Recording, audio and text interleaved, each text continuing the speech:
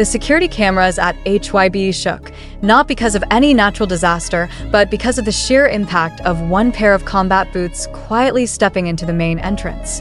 The floor hadn't known that sound for 18 months, and yet, somehow, it recognized him instantly. IT wasn't announced. There was no press release, no official schedule, but someone was watching.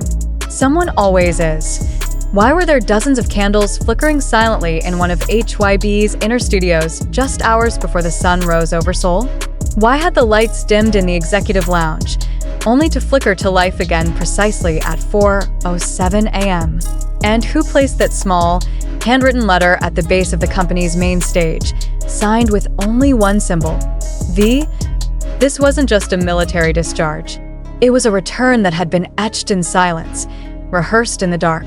V. Kim Taehyung had come home, but not to applause, not to cameras, to something more powerful, a reunion that no one could stage, no algorithm could predict, and no fan was prepared for. What happened inside HYBE's walls just moments after the clock struck for that morning has left fans, insiders, and even rival executives stunned, breathless, and, in some cases, in tears. IT wasn't just Taehyung walking in. It was every untold memory from his military journey, every suppressed emotion from his days of camouflage and discipline, flooding back into the building, where he had once created symphonies of love, longing, and identity. But wait, who was that standing in the shadows by the stairwell? Why did HYBE suddenly go completely offline on internal communication channels for 36 minutes during that dawn hour? And why did Taehyung look like he had cried? Yes, really cried, just seconds before embracing someone who was hidden from cameras, but seen by a select few. Is it true that one of the BTS members had flown in under a false name just to surprise him?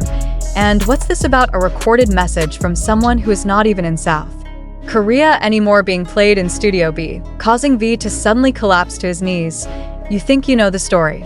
But this was something else entirely.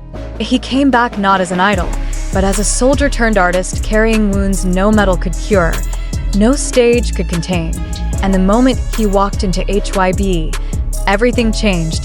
This is not a story about celebration. It's about return, remembrance, and reckoning. It's about the things unsaid, the promises unbroken, the love that outlives the noise. SO who were the first people to greet Taehyung behind closed doors. Why was Bang Si-hyuk reportedly seen holding back tears on the rooftop barely an hour after V arrived? And who was responsible for placing V's old guitar, the one used during the Blue and Gray recording sessions, on the table beside a single, untouched mug of honey tea? HYBE was never prepared for this kind of storm. No one was. But once you hear what happened inside that building, once you understand what was said, what was sung, what was forgiven, you'll realize this wasn't just a reunion. IT was redemption, and it started with a silence so deep, even the walls held their breath. The wooden panels didn't creak. They sighed, as if they too had been holding their breath. As if the soul of the building, the studio that once bore witness to chart-topping choruses, midnight tears, and raw confessions, could somehow feel the return of the man who once treated it like a sacred temple of expression. There was no headline, no press conference, no teaser image or coordinated social campaign. Yet something monumental was happening inside the walls of HYBE at exactly 4:07 a.m., a time so specific, so intentional, that insiders are still parsing its meaning. The world didn't know, but the building did. The silence wasn't empty. It was pregnant, haunted, and then it was broken by him. But why then? Why now? Why in the middle of the night, under no official schedule, when Seoul still slept and not a single flashbulb blinked? Was it planned, or was it destiny? And more importantly, why were there candles? More than 24, precisely placed in a half-moon around the center of HYBE Studio A. All white, all burning, though none of them had been lit by staff. Security footage has gaps. One moment the studio was dark. The next, it was glowing like a vigil. The implication? Someone entered undetected. Someone with keys not just to doors, but to memories. The heart of this hush-hour homecoming was a figure dressed not in idle glamour, but in something far simpler. black slacks, a long wool coat, and combat boots, dust still clinging to the soles. There were no backup dancers. No stylists, no fanfare. Only a duffel bag at his side, the weight of which seemed heavier than its contents. Kim Taehyung had returned. But this wasn't a discharge. It wasn't even a reappearance. It was something quieter, more profound. IT was a reckoning. And no one, not fans, not executives, not even his own group members, was fully prepared for what followed. There's a reason the internal HYBE server went dark for 36 minutes. And emails. No chat logs, no camera feeds. A complete communication blackout inside the company's walls, confirmed by multiple anonymous staffers who, fearing retaliation, have only whispered about that night with one consistent phrase. It was like time folded in on itself. Why? Why would HYBE, known for its airtight scheduling and precision, allow a total system shut down during a time that now appears to be one of the most emotionally significant moments in recent BTS history, and more pressing? Who was the second person inside that room? Though Taehyung entered the building alone, several reports now suggest he was joined by another figure precisely 11 minutes later. One who entered through the underground garage, with security codes used only by high-level personnel. Some say it was Bang Si-hyuk himself, summoned not by protocol, but by an unspoken need to witness this moment. Others believe it was a fellow member, possibly Jungkook, rumored to have rerouted a military leave flight under an alias, landing at Incheon hours before V arrived. There are even whispers that someone had been sleeping inside the building for days, waiting. One HYBE staffer, who agreed to speak only under deep anonymity, confirmed that someone had placed a mug of warm honey tea on the corner of Studio B's console table. No one touched it. No one claimed it.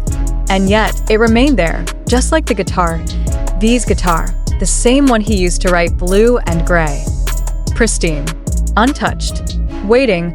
What made this homecoming different from every other idol's return? It wasn't just the secrecy. It wasn't just the emotional undercurrent. It was the fact that even the building itself seemed to participate. Doors unlocked without touch. Lights dimmed and brightened with eerie synchronicity. And then the voice. It came from the speakers. But it wasn't live. Studio B has long been off-limits to unauthorized use, especially after BTS's military enlistments began. Yet, during that brief, untraceable blackout, someone activated the playback system. And the sound that emerged wasn't a demo.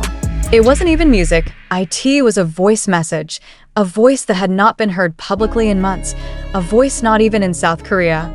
And when V heard it, when that first syllable echoed across the empty studio, he dropped to his knees. He didn't speak. He didn't move. He simply listened. And by the time it ended, there were tears on the floor beneath him. Not just his SO who recorded the message. Rumors range from Yoongi, currently abroad on special assignment, to J-Hope, whose cryptic social posts just days earlier included a single candle emoji and the number for 107. Some even say the voice wasn't a member of BTS at all, but someone from V's military unit, a brother-in-arms whose name has never been revealed to the public. And then there was the letter, placed gently at the base of the main performance stage, the very stage where BTS first presented Spring Day during early rehearsals. IT was small, folded, written on military stationery, NO name. Just a single symbol, V. Inside, a handful of lines that, according to internal leaks, simply read, "I remembered the silence more than the applause. I remembered the cold, but I also remembered this place.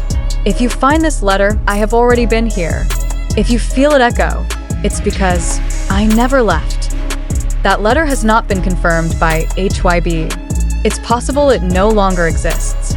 Rumors claim it was taken by Bang Si-hyuk himself and locked away in his personal office vault. Others say Taehyung burned it, ritualistically, before sunrise. But one thing is certain. Something shifted that night. At 5:01 a.m., something else happened. Something no one expected. The rooftop of HYBE's headquarters, usually empty at that hour, was occupied. But it wasn't occupied in the way corporate executives often use it for hurried phone calls or smokers hiding from headlines. No. This time, it was different. The access log, which tracks every card swipe and manual override to the Rooftop entrance, shows one strange detail. Bang Si-hyuk's personal keycard was used, twice. Once at 5:01, and again at 5:36. But who did he bring with him? One source, a member of HYBE's cleaning crew who happened to clock in early that day, said they saw two figures standing near the edge of the glass railing, both facing east, toward the Han River. One tall, one shorter. Neither speaking. Was it Taehyung and Bang PD? Or had another member arrived? Security cameras on the rooftop mysteriously glitched for 47 minutes during that exact window. Engineers were later told the system had undergone a routine software reset. But as one staffer dryly said, nothing's ever routine when it involves BTS. And that's not all. An unreleased demo file appeared on HYBE's internal cloud server at 5:44 a.m., titled simply, Silhouettes_final_407. It wasn't listed under any known producer. No metadata. No tags. Just that chilling filing. AIM.